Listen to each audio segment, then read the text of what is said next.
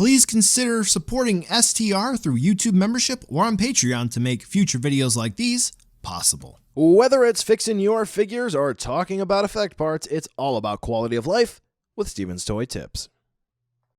Hello collectors, Steven here with a fun video for you on a topic I've seen time and again, most particularly in the Dragon Ball community, discussing the topic of differences between the figures released in Japan and North America, or for the purposes here on out, overseas versions or editions.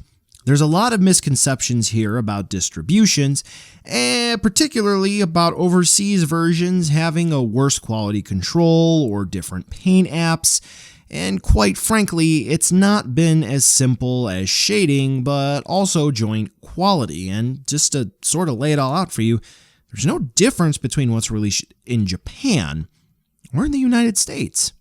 Let's look at some sample comments here, particularly about quality control or implied value, shall we? Names redacted to protect the innocent. You can see one person talking about the SHF Android 21 and not being able to sell it despite having the brown box, one person referencing an overseas release of a Gogeta figure, and then we go into a post about somebody encouraging someone else not to open their Golden Great Ape because it's bagged and not the North American overseas release. Yeah, then we go into sellers signifying overseas releases and, well, now we'll see in a minute. I can see it being needed to specify this when it comes to selling and something looks a bit off, like the stickers on the box, but the product is 100% the same. Then we have some damning comments, which this is not true, stating the overseas release, particularly the American release, of the SH Monster Arts King Ghidorah had an issue. That's not true. As we see here from Tamashii Nations, this page had to actually be pulled from the Wayback Machine because this has actually changed now. I'll read the most important highlighted bit here. All official Tamashii Nations products uphold the same level of quality control regardless of the market in which they are sold or color of any licensed sticker on packaging. So yeah, even a division of Bandai itself has said only the packaging is different. Here's a picture of the Ichiban Kuji Golden Great Ape, poor lighting, still in its bag, and my Ichibansho Golden Great Ape overseas release, also in poor lighting from a cell phone pic. They look basically the same. Now, you may say that the Ichiban Kuji release, the cell phone pic here with the poor lighting, yeah, the shading looks different. But again, that's just because of the quality of the picture. You check out my review, they basically even out. So you can't say that they look different. Now, what about other figures? Let's go ahead and just compare them one to one. Here we have clear examples that I'm able to present to you in person, so to speak, of domestic overseas releases for the North American market and the Japanese release for the, well, Japanese market. You're able to see right away that there are going to be a couple of differences. You can see that there's the Funimation sticker, and you can see the official Toei sticker here being different between the figures. And if we take a look at the back of the box, if I don't knock them over, we're going to see that there's a bluefin sticker there for applicable customer service information, where that's not going to be here on the Japanese box. Now, with that being said, the figures are effectively the same. The one from the North American retailer is not sealed because I did open this up. You'll actually see this is in my unboxing and my soon-to-be, I promise you on that, review for the Ultra Instinct Goku figure. But other than that, the figures are the same. You'll notice that the Kamehameha effect has been removed here, but I use that because I like it. But otherwise, I mean, everything's going to be the same. So if we zoom in here and we just take a look,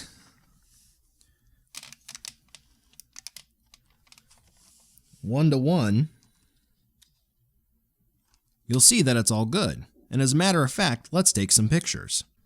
Now for this section of the video, let's go ahead and have ourselves a test. For the different pictures that we're going to have, go ahead and select whether picture A or picture B is going to be the bluefin release or the Japanese release.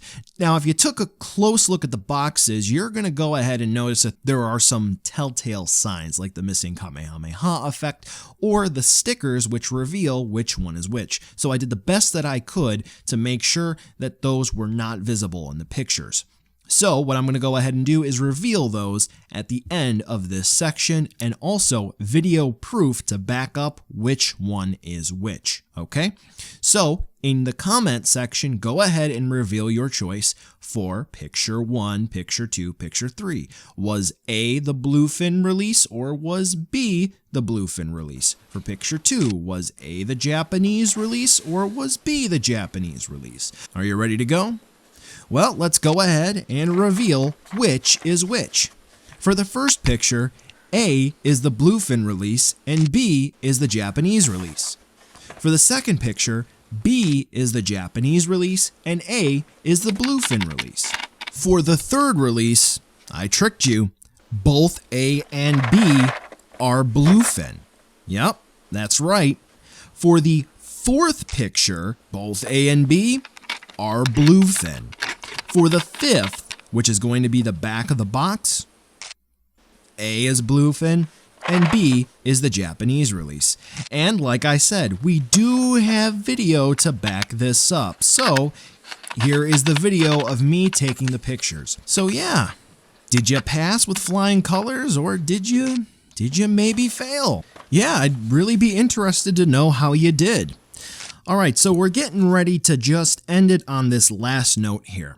There are a lot of folks who say that the brown shipper box really increases value.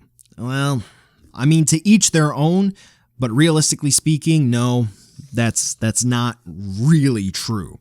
Tamashii Nation's Premium Bandai, to be more specific, they use that brown box so this way the item is protected when it ships from Bandai to the consumer in Japan, because the way Premium Bandai works is all items ship directly from the manufacturer to the consumer.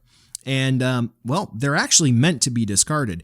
And depending on the item in Japan, actually pretty much all the items, the shipping label is more often than not affixed directly to the brown box. I know some folks in the United States had some issues with some event-exclusive color editions having the shipping label affixed directly to the brown box, but that does also happen in Japan. And as sort of a reference point on this release of Jiren here, this case is used solely for the purpose of protecting product during shipment. Case may not be exchanged due to damage or discoloration. Thank you for your understanding. And then there are some comments previously made by bluefin representatives years long ago. I'm not going to go through the hassle of digging those up. That there is this very odd phenomena of overseas collectors keeping these brown boxes because the Japanese collectors toss them. Recycle. There is another issue with folks who don't want to order the overseas version because they assume that there is a difference with the Japanese version having better quality control or something being different. Whatever that may be, go ahead and pick your poison there. The issue there comes from market demand. What does that mean? Well, let's take for an example the Bandai Spirit's Golden Great Ape that I showed you a little earlier. This can generalize over to anything else. Let's say we're talking about Godzilla and we're talking about a particular character. Let's say Biollante. Let's say we're talking about a particular Digimon character. Let's say we're talking about a potential Metal Greymon release. Think of anything. You can say it yourself. But just for reference points, I'm going to talk about the Golden Great Ape because it's what's known as a last prize for the Ichiban Kuji lottery. Now, when we have stuff like that available to order in the United States through bluefin distribution, and folks don't order that, and they instead order the Japanese release, what that says is that's a Japanese order, not a North American order. So even though someone from North America, an American, may be buying a product, Bluefin Distribution, they don't see that order because that product is originating, the point of sale is in Japan. It's not an American order. It's not coming through Bluefin sales at all. So when they report their sales back to Bandai in Japan, because that's where they're getting their product from, they can't say this item sells very well in this territory, let's get more. So when they do a test run of the last prize figures from the latest Ichiban Kuji in the United States in their Ichiban show line, then they can't make a good argument saying we can continue to do this, please supply us with more.